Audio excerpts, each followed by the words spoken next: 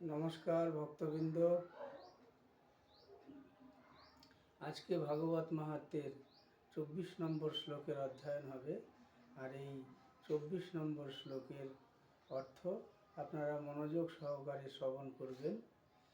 আর সকল ভক্তবৃন্দের চরণে জানাই কোটি কোটি প্রণাম। সকল ভক্তবৃন্দ আমার প্রণাম গ্রহণ করবেন। হরে কৃষ্ণ কৃষ্ণ কৃষ্ণ হরে হরে, হরে রাম রাম রাম হরে হরে। এই 24 নম্বর শ্লোকে সুদ গোস্বামী বলছে,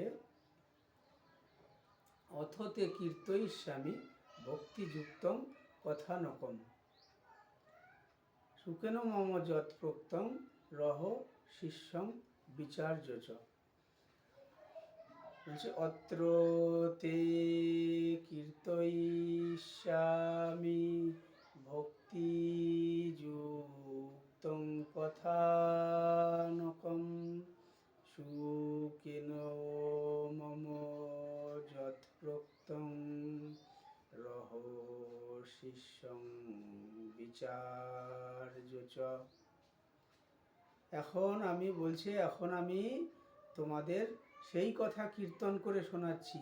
অথ তে কীর্তয়িষ্যামি, আমি তোমাদেরকে সেই কথা কীর্তন করে শোনাচ্ছি, যেই কথা নাকি ভক্তিযুক্ত, যেই কথা শুনলে ভক্তির বৃদ্ধি হয়, যেই কথা শুধু ভক্তি ভক্তি, সেই ভক্তিযুক্ত কথার আমি সেই কথার তোমাদের কীর্তন করে শোনাচ্ছি। তোমরা সবাই মনোযোগ সহকারে শ্রবণ করো।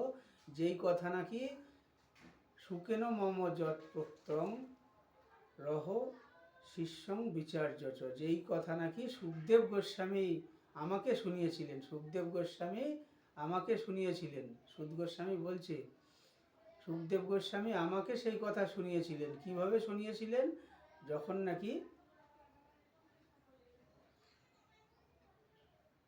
যখন নাকি পরীক্ষিতের কথা শোনাচ্ছে সুখদেব গোস্বামী, সেই সময় দূরে সেই সুদ গোস্বামী দাঁড়ানো ছিল। আর তার সমস্ত শিষ্যরাও সেইখানে দাঁড়ানো। সেই শিষ্যদের মধ্যে থেকে যোগ্য বিচার করে সেই শিষ্যদের মধ্যে থেকে যোগ্য বিচারে সেই দূর থেকে দাঁড়িয়ে থাকা সেই সুদ গোস্বামীকে কাছে এনে বসায়। আর সেই সুখদেব গোস্বামীর কাছে বসে সুদ গোস্বামী সেই কথা শ্রবণ করে। সেই জন্য সে বলছে যে তাদের শিষ্যদের মধ্যে সুখদেব গোস্বামীর যারা শিষ্য ছিল, সেই শিষ্যদের মধ্যে একমাত্র যোগ্য বিচার করে সেই কথা সুখদেব গোস্বামী আমাকে শুনিয়েছিলেন। আমি তোমাদের সেই কথাই আজকে শোনাবো। তোমরা মনোযোগ সহকারে শ্রবণ করো। 24 নম্বর শ্লোকের অর্থ এটা। আর 25 নম্বর শ্লোকের অর্থ হলো, 25 নম্বর শ্লোকে বলছে, আজকে 24 আর 25 একসঙ্গে দুটো শ্লোকের পাঠ হবে।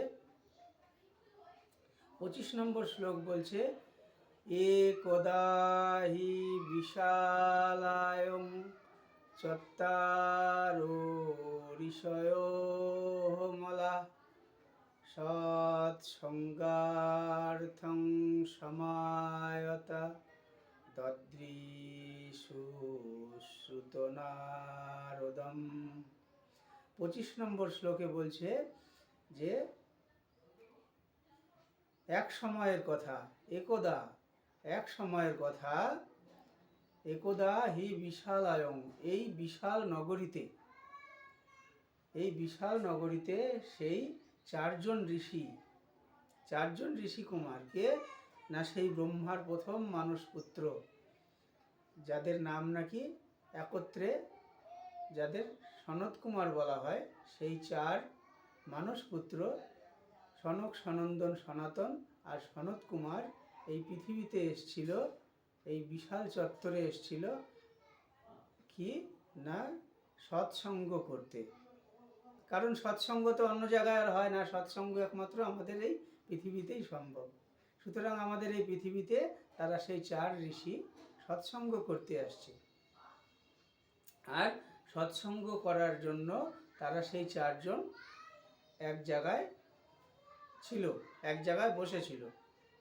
আর সেই সময় তারা যখন সৎসঙ্গ করবে ঠিক সেই মুহূর্তে তারা নারদ মুনিকে দর্শন করে ওইখানে। তখন তারা ওইখানে নারদ মুনিকে দেখে যে আমার ভাই নারদ মুনি সেইখান দিয়ে যাচ্ছে আর তার মুখ বিষণ্ণ। এই বিষণ্ণ নারদ মুনির মুখ দেখে তারা চার ভাই নারদকে ডাক দেয়। এই হচ্ছে 25 নম্বর শ্লোকের অর্থ। 26 নম্বরের শ্লোকের অর্থ পাঠ করলে আপনারা জানতে পারবেন যে নারদ মুনিকে তারা কি বলল। সুতরাং এর পরের দিন 26 নম্বর শ্লোকের পাঠ হবে। আজকে এইখানেই বিশ্রাম করি। হরে কৃষ্ণ কৃষ্ণ কৃষ্ণ হরে হরে, হরে রাম রাম রাম হরে হরে। সকল ভক্তবৃন্দ আমার প্রণাম গ্রহণ করবেন।